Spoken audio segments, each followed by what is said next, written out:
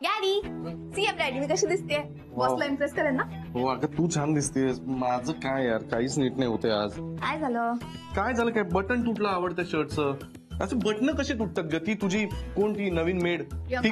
हा ती प्रियंका. ती काय वॉशिंग मशीन मध्ये कपडे धुते की दगडावर घसरे मारते यार. बटन काय तुटलंय? दे ना मला लावून दे ना प्लीज. मी लावून देऊ? मला नाही तसं काही करता. मला तर निडल मध्ये थ्रेड पण घालता येत नाही. हो तेही माहितीये मला पण अगं ते काहीतरी असं हा तो किट आहे ना आपल्याकडे त्याच्यामध्ये सगळं सुविधा तो आण ना यार आपण बघू ना काहीतरी. हा प्लीज प्लीज. आज मस्त रेडी होऊन बॉसला इम्प्रेस करू म्हटलं तर बटन तुटलेत. शना ये. हा हा हे म्हणजे हे दे ना घालून मला. हे बघ हा असं कुठला कलर म्हणता येईल याला? Orange dude. ऑरेंज. बरं ऑरेंज नाही तो जरा असा लाईट ऑरेंज पीचच्या इकडे जाणार आहे पण हेच आहे आपल्याकडे. हा ओके हा कर. हा ते याच्यात बरोबर हे कर.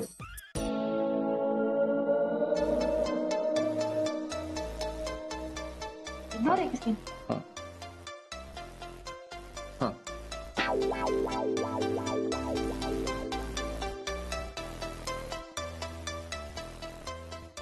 अरे यार याची दोन तोंड झाली यार. आता दोन तोंड म्हणजे त्याला एक करायचं असतं शना. हे बघ हे असं असतं. हे बघ हे असं करायचं सिंपल आणि मग त्याला याच्यामध्ये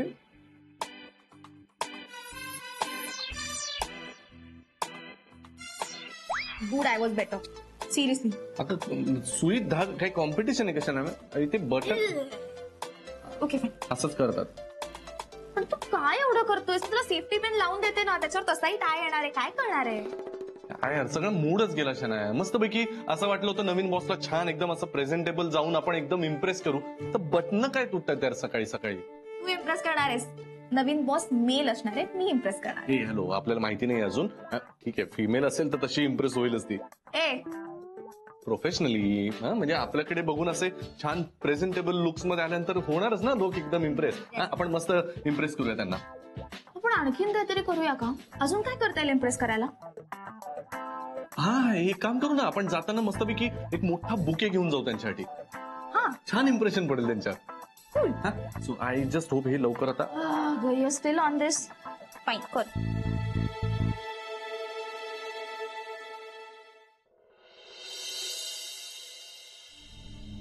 आई गुप्ते भाऊंची चावी ठेवली बरं का? आई काय झालंय? हो आई काय झालं? बोलत का नाही? आज तर केवढा आनंदाचा दिवस आहे. का बरं? आज का दसरा दिवाळी आहे का? साजरी करायची का? हो ते पेक्षा बी मोठा सण आहे आज. राधिका ताई गुरुनाथराव साहेबांचा हाफिस ताब्यात घेणार आहे. साहेबांच्या खुर्चीत बसणार आहेत ताई आज. हा मग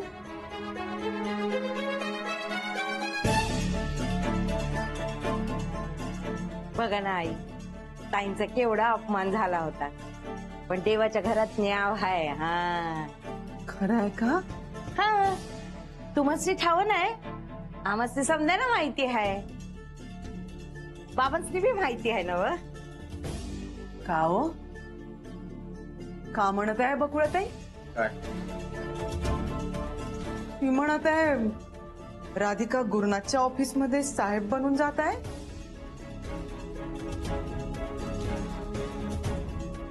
अहो का विचारत आहे मी सांगा तर. हो तुम्हाला माहित होतं हे आणि मला तुम्ही सांगितलं नाही बरं? कारण तुला सांगितलं असतं तर तू गुरुला कळवलं असतं. अहो आणि मला ते होऊ द्यायचं नव्हतं म्हणून मीच सुनबाईला सांगितलं ते सध्या तरी त्याला यातलं काही कळू देऊ नको म्हणून. आज सुनबाई गुरुनाथच्या ऑफिसमध्ये बॉस म्हणून जाते. तिनं त्याची कंपनी विकत घेतली आहे. सुनबाईचा विजय झाला असंच म्हणेन मी. आता कळेल तुझ्या मुलाला सुनबाईची काय योग्यता आहे. गर्वाचं घर कसं खाली होतं याची प्रचिती येईल त्याला. मग बघू थोडा तरी सुधारतो का. नानासाहेबांकडे जाऊन येतो मी.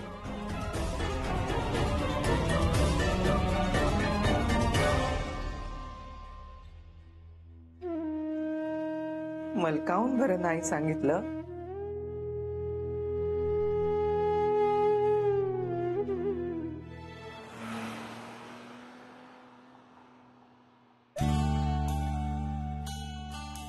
कोणीतरी येणार.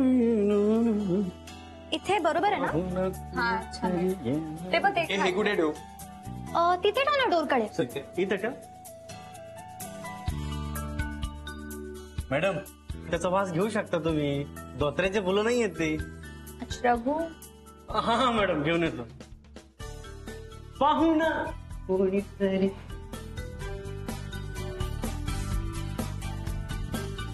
आपले नवीन बॉस कोण असतील? कोणी का असे ना, पण गुरु सरांच्या वरचढ तर नक्कीच असणार. आता कळेलच कोण नवीन बॉस येत आहे. आलेच.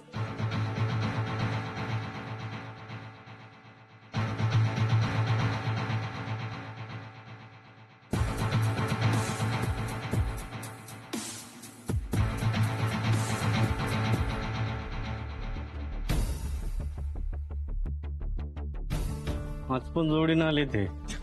असू नका. मिस्टर गुरुनाथ सुभेदार, आता आपल्या कंपनीचे नवीन मालक कधी येतील तेव्हा स्वागतासाठी तयार राहा. हा, आणि जरा जोडीने राहणं बंद करा. सर मला नीट माहिती आहे मी काय करतोय ते. आणि इथे कुणालाही जर असं वाटत असेल की माझा कॉन्फिडन्स गेलाय तर असं काही नाहीये.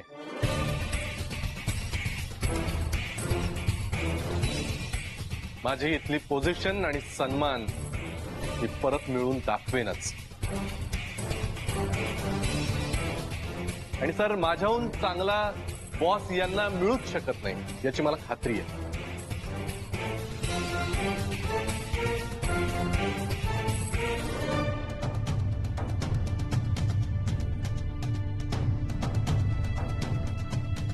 मिस्टर सुभेदार, लवकरच तुम्हाला तुमची योग्यता कळणार आहे.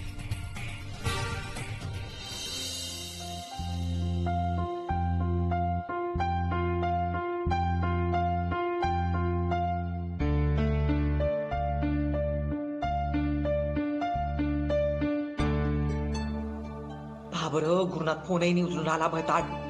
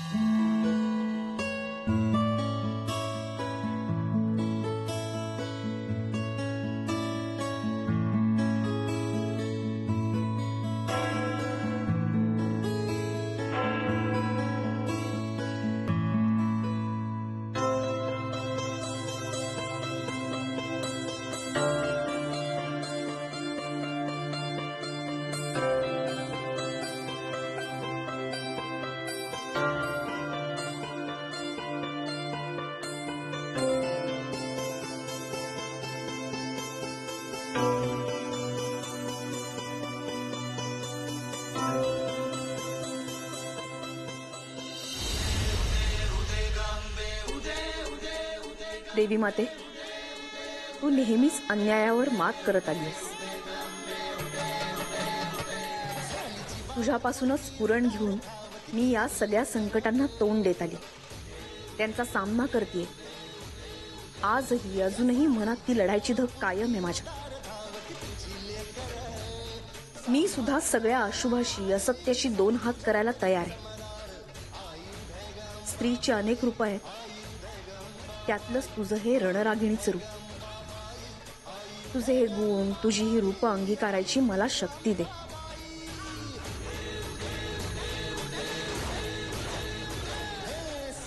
माझ्या आयुष्यात आलेल्या सगळ्या चढ उतारात तू माझ्यासोबत होतीसच. अशीच तू यापुढेही माझ्यासोबत राहशील याची मला खात्री. ज्यांनी मला पावलोपावली हिणवलं, कमी लेखलं, त्या सगळ्यांना मला दाखवून द्यायचंय एका स्त्रीची ताकद काय असते. यांच्यासारख्या अनेक अहंकारानं भरलेल्या पुरुषांचा अहंकार मला ठेचून काढायचा. समाजासमोर एक आदर्श ठेवायचा. एका स्त्रीने जर ठरवलं तर तिच्यासाठी आभाळही ठेंगणं पडू शकतं हे दाखवून द्यायचं. माझी लढाई संपली नाहीये. खरं तर आता खऱ्या अर्थानं ती सुरू झाली.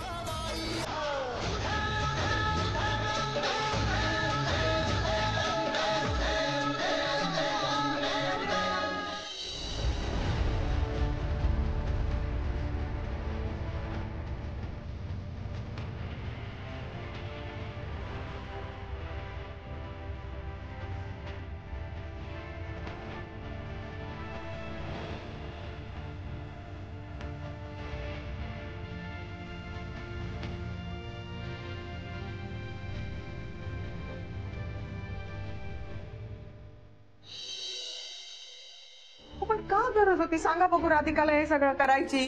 त्याहीच कंपनी मिळाली का तिला टेक ओव्हर करायला? झाली ना आता ती मालकीन त्या कंपनीची. तिच्या हाताखाली आता हा गुरुनाथ काम करेल. कसं करेल? चांगलं दिसतं का?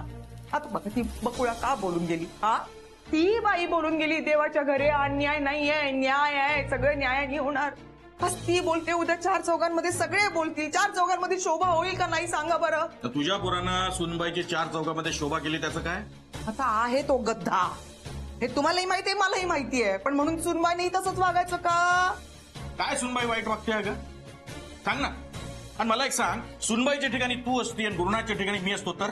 पण हा सगळा कशाला करायची? मला त्याचं काही नाहीये. पण तिनं ती आहे ना मोठ्या दिलाची, आहे ना मोठ्या दिलाची. मग तिनं माफ करावं ना गुरुनाथ. एकदा नाही 10दा माफ केलाय सुनबाईनं. तू देखील माफ केलं, मी देखील माफ केलाय. पण तो तर पूर्वीसारखाच वागायला लागला ना. मूर्ख. आणि सुनबाईचं काही चुकीचं नाहीये. एक व्यावसायिक म्हणून तिनं ती कंपनी विकत घेतली कारण तिची क्षमता होती म्हणून. गुरुनाथची कंपनी लॉस मध्ये चालली होती. आता त्या कंपनीची मालकी नाही सुनबाई. आता गुरुनाथनं तिच्या हाताखाली काम करावं, नाचक्की करून घ्यावी स्वतःची. होऊ दे ना त्याला जेवढा त्रास होतो तर. पण काय तर एक लक्षात घे, आई म्हणून त्याच्याबद्दल तुझा जेवढा जीव तुटतो ना तेवढा बाप म्हणून माझाही तुटतो. पण काय करणार? अरे गुरुनाथनं आता तरी समजून घ्यावं. त्याला आता तरी उपरती व्हावी. नाही आपल्यासाठी, नाही बायकोसाठी, नाही पोरासाठी, स्वतःसाठी तरी त्याने सुधारावं की नाही? पण हो स्वतःच्या गुरमीत आहे ना. नाही त्याला अशी शिक्षा मिळायला पाहिजे. काय चूक नाही सुनबाईची, ती अगदी बरोबर आहे. आणि बस झाला आता, माझा मुलगा माझा मुलगा.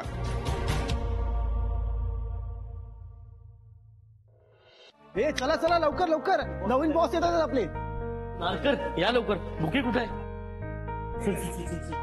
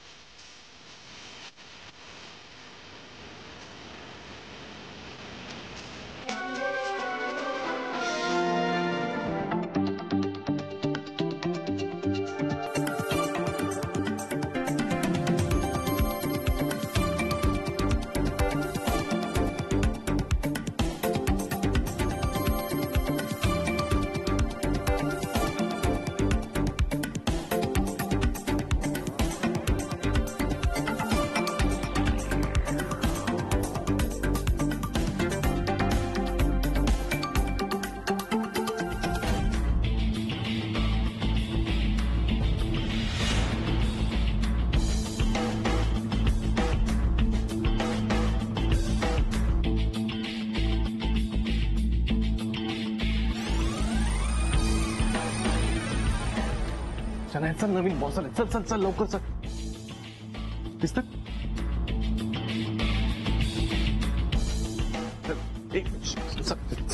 पुढे. सॉरी उशीर. Good morning ma'am.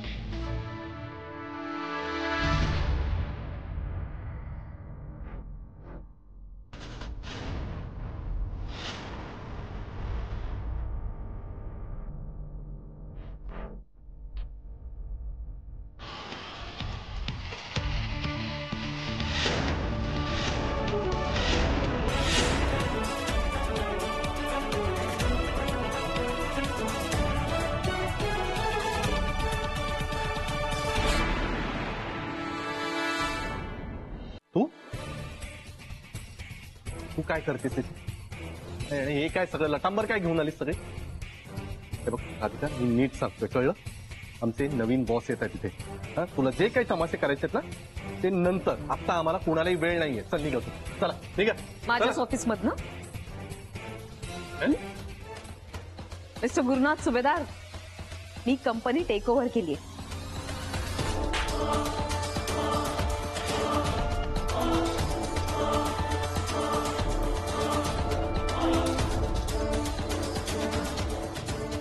तू तुमची नवीन बॉस राधिका सुभेदार.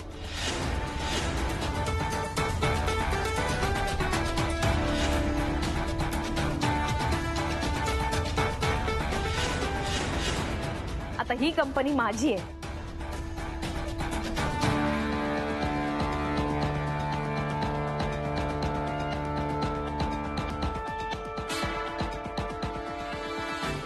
पण सर हे कसं शक्य आहे? अशक्य असलेली गोष्ट शक्य करून दाखवली आहे मी.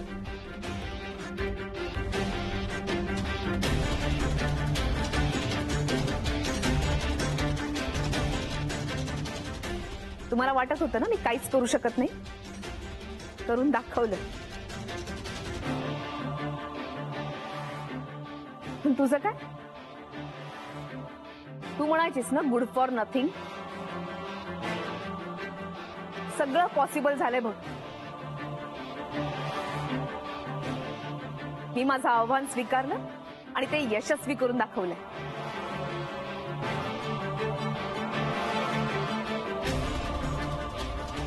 आणि त्यासाठीच तर आलोय खास तुझं अभिनंदन करायला.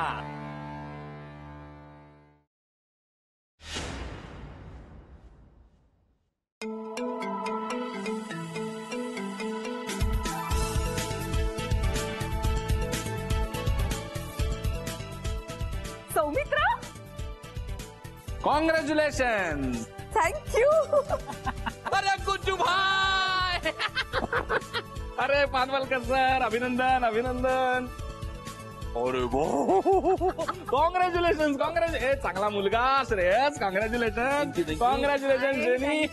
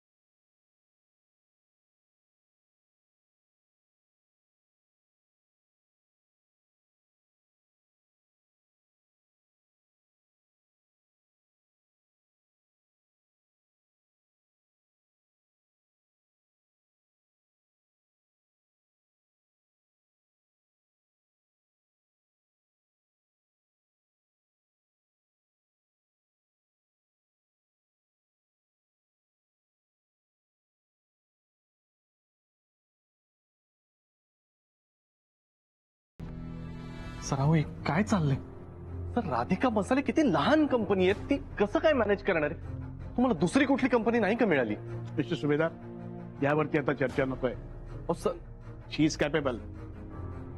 महाडिक सर, तुम्ही मला किमान कल्पना तरी द्यायला हवी होती. तुम्ही मला कल्पनाही नाही दिली. कसली कल्पना द्यायला हवी होती? आता त्या तुमच्या बॉस आहेत हे स्वीकारा आणि तुमची जी काही कैफियत आहे ना ती त्यांना सांगा.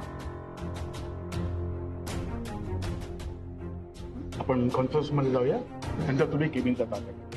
ठीक. चल सर. रायगड सर, तुम्ही मॅडमना ऑफिस दाखवा. मी बाकी लिगल फॉर्मॅलिटीज या, नो प्रॉब्लेम.